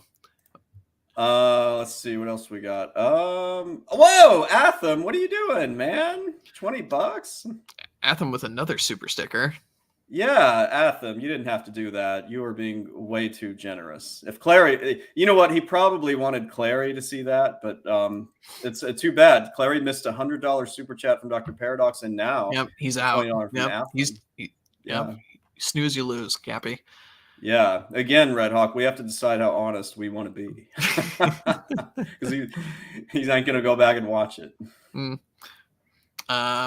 Hold on, there's one above from Sam Whiskey for $10. Oh yeah, that's right. Yeah. I had that one marked. Yeah, I got it right here. Yeah, for $10 from Sam Whiskey. Gentlemen, happy International Women's Day. Is that today or is that tomorrow? Apparently, I don't know. It's a fake holiday, like Juneteenth. God, don't they get every holiday? Yeah, every holiday is Women's Day, these days. Man. All right. Nonstop Dre, $3.60 for $2. I've only used H&R Block for taxes, but I'm a wagee. Yeah, I mean, if you are like a wagee, it's a totally fine service to use. If you're not going to use like TurboTax, like if you have like one W-2 or something, or like really basic stuff, like go and use TurboTax. I'll tell you this, Chad. I had it was at least a dozen clients that came in who were using TurboTax and had questions and came in for like a second look or something like that, because their numbers weren't coming in properly. And I guess from my reading of TurboTax, if you have like one or two W-2s, you're fine to use it. But if you have anything more complex than that, don't even bother. They're gonna fuck it up. Yeah, I mean, a lot of the new client solicitation emails I was getting, which I never referred to anybody, was someone who's like, well, we used TurboTax and it said we owed $3,000. We just wanted you to look at it to make sure it's correct so that we could send that through. Like, no. Yeah. Nope. I did have a couple of those. One time the numbers were right. The other time the numbers were slightly higher. Like I got them like $200 more in deductions. But yeah, from what I could tell, if you are just like a very basic bitch, like 1 or 2 W-2s, yeah, you can use it and it'll be pretty useful for you. But if you have anything more complex than that, just go and have a professional looking at it. And the other thing too is like, if you're going to end up shulking out like $400 to like H&R Block, depending on how complex your return is, just go pay like an actual accountant to do it. Seriously. I mean, H&R, I know we're laughing. H&R is fine, like you said, for some It's like very middle of the road. Yeah. Like, I don't know, but if it's like really complex, you probably ought to go someplace else. Again, nothing against H&R. That's just my opinion. Yeah, it's just about incentive structures. It's not even necessarily about the people that are working there. It just goes back to what I'm saying. Like, I have no doubt that I probably could have saved people more money on their returns this year of like some obscure credit that I had no idea that they qualified for or something. Because like, I mean, the IRS is only going to get up your ass if you owe them money, not if they owe you money, right? So there's really no incentive in our software either to like cover our tracks, basically. Like, if you qualify for some like, electric vehicle or home and heating credit or some property tax credit or something, like the system isn't going to pick that up, right? Only like an actual skilled tax pro is going to pick that stuff up. But if you owe money, they're going to pick it up.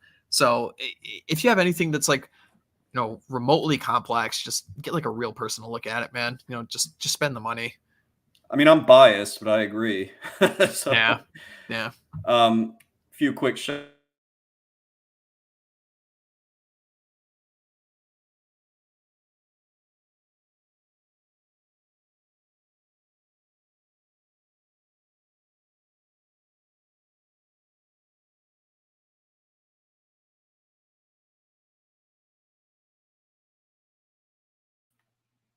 can you hear me, RedHawk?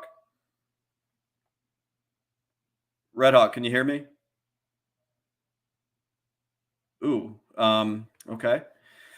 I'll read the rest of these super chats. Let me see what else. General Solis Jr. for $5. Has anyone started with Fast Forward Academy course for enrolled agent? Shoot. Okay. You know what? Let me hold off on that one. Let me see if RedHawk comes back because he's gonna be doing some studying for that. If anybody's in the chat who's studied, who's gotten their EA, please comment because I actually don't know the answer to that. So let me see what else we got. Oh wow. So yeah, we really did. Apparently, I got booted out, and then so did RedHawk. Huh. All right. Anyway. Back to the super chats. You know what? We'll hold off on that one. Oh, there we go. Hey, RedHawk. I don't know what happened there. I think it was weird. Have you started studying for the EA exams yet? No, I need to do that. That's going to be a project for me. Probably in July, because I was mentioning before we went on air. I'm traveling the next 7 of 8 weeks. I've got the old Glory Club conference is in Tennessee the first week of June. So I'm doing a bunch of work for that right now. So doing all the EA stuff is going to be a second half of this year, but I am going to do it. Okay. And the guys in the chat are saying that Passkey is also a very good resource, and it maybe in addition to the Fast Forward Academy. But yeah, this is why I was going to get a bunch of other folks on here for studying for the EA because they know the answer to this, whereas I've never taken the exam. So. Yeah, I'm definitely gonna. I'll definitely make note of this, guys. Thanks. Any help in the chat is much appreciated. Passkey is what I've heard. Yeah. Dre. All right, Nonstop Dre 360 for $2. Chad's procrastination course coming soon. For a $40 fee, I mean, let me tell you what's going on with that. Like, so Clary, he's going back to South Dakota later this month, and he's like, "Hey, we are definitely going to sit and like do the outline and do everything for this course." Like, he's actually trying to light a fire under my ass to do it. So we'll see how that turns out. I got to be honest, I'm not super motivated to do this course because I've been doing a lot, me not being as busy right now. I'm kind of enjoying just doing, random consultations for people who have questions. Oh, I was such a degenerate for like the 2 weeks after April 15th. I did like fuck all. You don't even want to know what I've been doing, man. And that's after having back surgery. So yes, I've not been a very good kid. We'll just call it that. Nonstop Dre for another $2. Promo code Cuddlewookums for 420 off Chad's course. Dre, what time is it where you are? This is like 4 a.m. or something. Man. My Truth for $2. Cappy couldn't get Starlink service and write off. Starlink. Yeah, it's so Cappy, he's been having some problems with his internet, and so he does this really weird thing with Cox when it's going bad. So He'll put funny. up yeah, I was like, man, dude. I started dying laughing when he started using that on his streams. Yeah, I did too the first time I saw it because I was in a certain kind of condition, but it was funny either way. So All right, Sam Whiskey for $2. Can the government refinance the national debt? Well, interestingly enough, I mean, it wouldn't be the first time in history that a government just cancels the debt. And honestly, I mean, they have the nukes to do it. They might as well do it at this point. People can look up the leader of Athens. The guy's name was Solon. I forget what era in Greece he was, but he just canceled all debt in the city and ended up ruling for another like 35 years and had a bunch of like conquests in Syracuse and stuff. Bronze Age Pervert talks about him on a podcast episode. You guys can go listen to it. Yeah. I mean, I don't know. It could be the nuclear option, no pun intended, but they got to do something. I mean, it's getting ridiculous. Yeah, there's no way they're paying that off. It's no impossible. Way. Not in our lifetime. No, it's impossible. Yeah. No, they just have to cancel it and say, "What are you going to do, bitch?" I mean, we have enough nuclear warheads to level every single country on the planet. You're going to do what we fucking say. Oh, I hope that's after we've departed this earth. Yeah. Nonstop Dre again for $2. He's being generous tonight. How many secret wealthy people did RedHawk see? Like secret wealthy, I'd say maybe 2 or 3. Like secret. There were like a couple flashy guys that came in, mostly like engineer types, actually. Like I had like a couple engineer guys who are making like 200 grand that came in and they had like the really nice cars and such, but I'd say like actually really stealthy people, like 2 or 3. Okay. Yeah. Cause I mean, I think that's the best way to do it. The Warren Buffett way. Just come in, don't flash your wealth. Yeah. Well, I mean, it's like I said, going through everything on this show. I mean, I had like the whole run of the gambit of clients. There were like total dregs of society. There were some rich people. There were nice people with families. There were single mothers. There were people who were fighting over divorces and who's going to claim their kid and stuff. So, I mean, at least that was like kind of an interesting part of the job. Like you don't know, you have no idea who's going to come in, right? You get to know almost everything about everybody once you're doing their taxes because you kind of have to. Yeah. Oh, great. It's 5:01 a.m. Dude, what are you doing up so early? He just makes his own hours, I guess. Seriously. Jacob. Jacob Dornbush for $20. Would you recommend the Big Four? Well, I know what Chad says about the Big Four for getting into audit on the IT side, GRC, and how do you go about getting it? And thanks, fellas. Kind of wish Clary was here for this because then he could learn something. Maybe this answer will surprise you, but if it's audit and IT, I actually do recommend the Big Four because that kind of thing typically lends itself where you need a little bit more of a corporate track. And like going for Big Four audit and IT is a great way to like make that happen, with your resume and everything.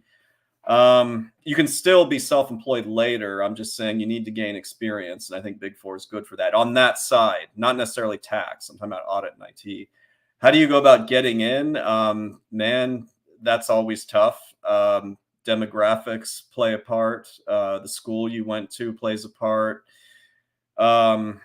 It's just like any other job at this point today. It's kind of like, how do you become a good candidate for a job? Well, you just have to have been born at the right time in the right place and hope that they take a flyer on you. It's really hard for me to answer how you can get in with the Big Four nowadays, but I will say they are a little bit more desperate than they have been in the past. So that's good. I can't imagine anybody who has like any gung-ho or gumption to them is working for the Big Four at this point.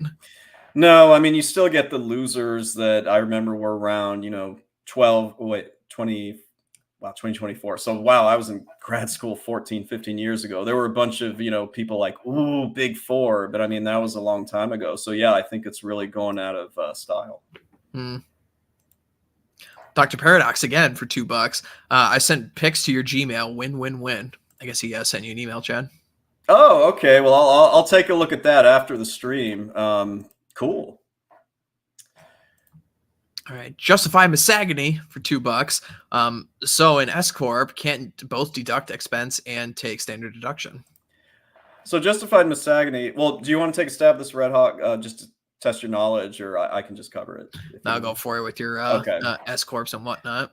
An S corp has absolutely nothing to do with the standard deduction or medical expenses or anything like that. An S corp is simply a business tax return that it's called pass-through income. It passes through into your Form 1040. So when we're talking about things like medical expenses and standard deduction and everything, that's all on your 1040 on Schedule A. An S corp is simply a business return that flows into the 1040. So I imagine that if you are going to go through the hardship of doing an S corp, you would be not even bothering with the standard deduction at that point anyway. Otherwise, why would you even be doing it? No, you're gonna go and itemize, right? Otherwise, no, not necessarily. Not necessarily. Like, for instance, I have an S corp and I don't itemize because I don't have a mortgage. I don't pay real estate taxes. Oh yeah, I guess that's fair. Yeah. Yeah. I don't donate to that's true. charity. Hell no. Never donate to charity. Yeah. So the way to remember this is that the standard deduction and the Form 1120S S corp, there's no relation at all to the two of them. They're simply not relevant to each other. So. All right, JA for $2. Hey Chad, how annoying is admin work? I don't particularly enjoy the admin work. I mean, like answering emails, and because you get so many stupid questions. There's a lot of that. I mean, the other thing I guess, again, it's kind of nice for me because, again, like I'm not the guy who's at the end of the chain, so to speak. But, if people were slow getting documents to me, it's like, dude, I'm not tracking you down. I cannot care about your taxes more than you do. It's not my fucking job to babysit you. And, of course, because H&R is like, the customer is always right. And you can't say no to anybody who comes in the door, right? You're supposed to be on these people's asses. And it's like, dude, it's not my fucking job to be calling you every day. Get me your shit or, face the wrath of the IRS. It's not my fault. Not my problem. Honestly, to me, the most harrowing part about working for H&R Block or any of these things is that they'll take anybody. Like that, you have to be able to say no to people, I think. Yeah. That is like one drawback.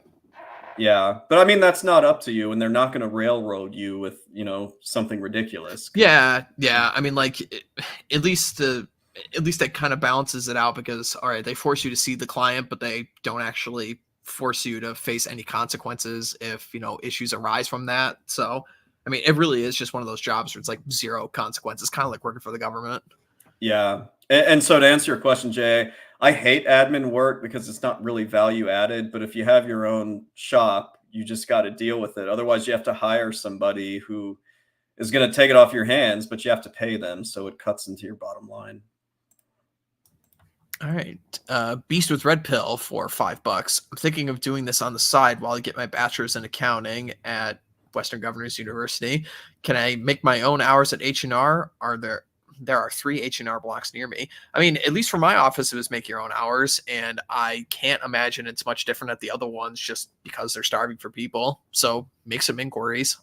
I'm sure I don't know what it's going to be like now in the summertime, basically, because most offices are probably going to be closed. At least that's to my knowledge, because they don't bother keeping them open.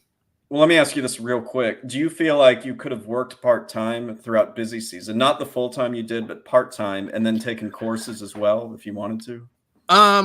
It takes a lot out of you, taxes. Yeah. I mean, potentially, but I don't know. I'm at like the stage of my life where I don't need to really be working myself to death like that, especially because I got a second job already. So yeah. I mean, you potentially could, but yeah, I mean, in my experience, you could totally make your own hours. Yeah. Let's go through these. I gotta pee. All right. Dr. Paradox again for $2. Why is RedHawk taller than Cappy? Icon higher? Well, I actually am taller than Cappy. You're much taller. In real life too. You guys met yet? You and Cappy? We have not, no, but it'll happen at some point, I'm sure. No, absolutely, yeah. I mean, I'm about the same height as Clary, and yeah, we're both shorter than you, RedHawk. So yeah. Nonstop Dre again for $3. Chad's wife will give him no pee until a course is made. Oh, geez. Yeah.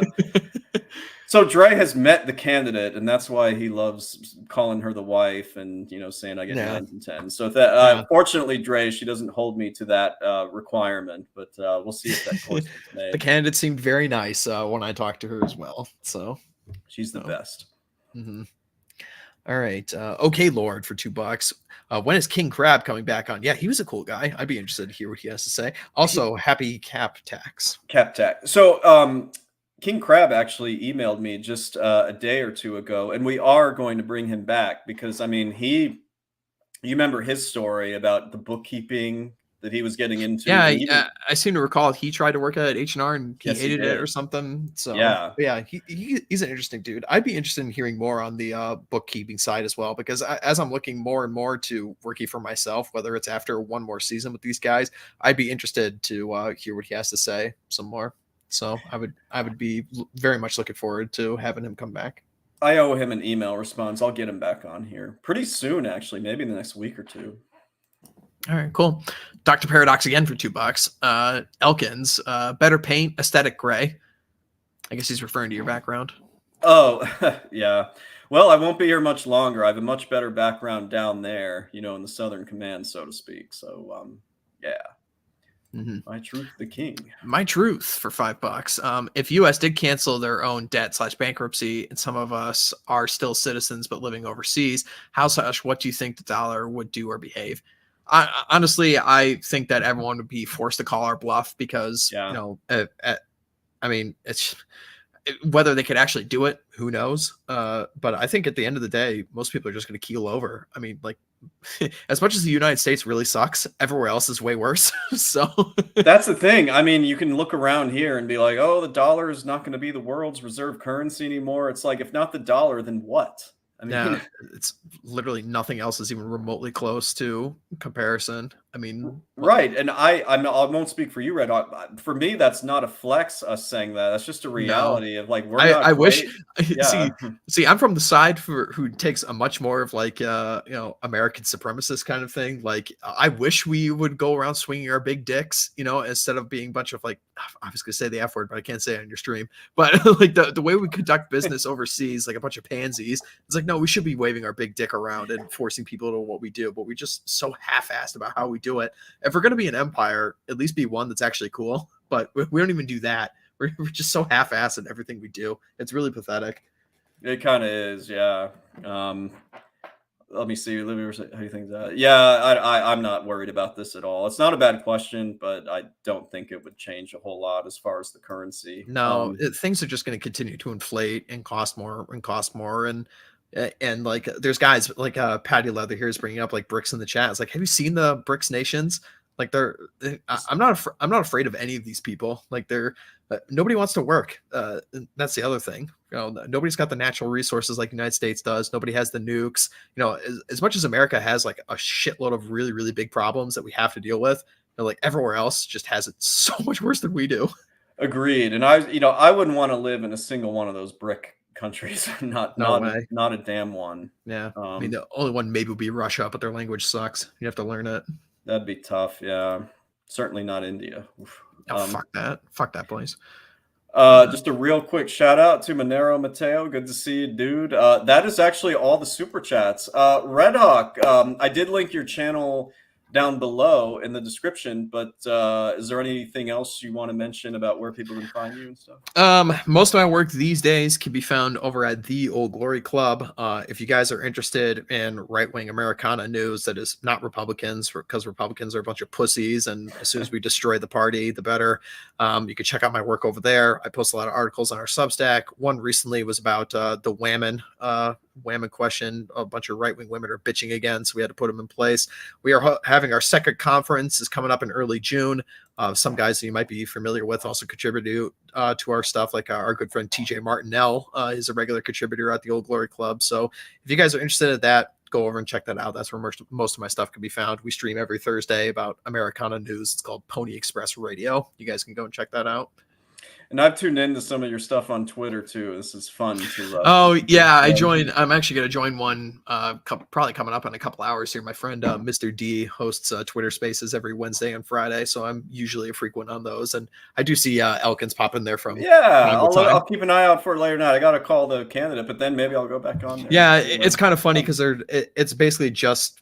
It's kind of like a let them burn stream in the sense of you just have no idea what the topic is going to be. It could be literally anything. So, we got one more. I'll read this one, man. It's from Dr. Paradox for $5. Pop quiz: invest in Singapore, go halvesies with dividends and gold in the U.S., or go balls deep in cash reserves and wait it out. This would have been good for Clary because he's good at this. Yeah, thing. No. Hashtag not financial advice.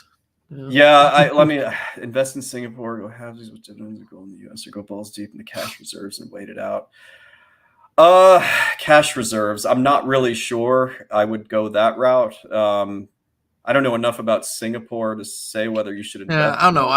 And also, I know Peter Schiff really loves his gold and such, but I don't know. I'm not too big on gold just simply because it's like super divisible. What can you actually do with gold at the end of the day, aside of just, people say it's a safe store of value, but like, is it really? Like, you can't take a gold bar to a store anymore, like you could in the old days. I'm a little skeptical on how much like gold actually is a safe reserve of value. Hard to buy a sandwich with just gold. So yeah, really. I mean, honestly, like Bitcoin is a safer, it's more divisible at this point, but there's plenty of problems with that stuff too. Just the best way to save your money is just have a good skill. That's really what it comes down to. Because if you have a good skill, you could just increase how much you're going to charge for your services. That's really what it comes down to. Like taxes, wink, wink. Yeah, exactly. He had a follow-up here for $5. I asked that question for purposes of feeling out the prospects of doing taxes from outside the country and still charging US dollars from abroad. You know what? Doing taxes from outside the country.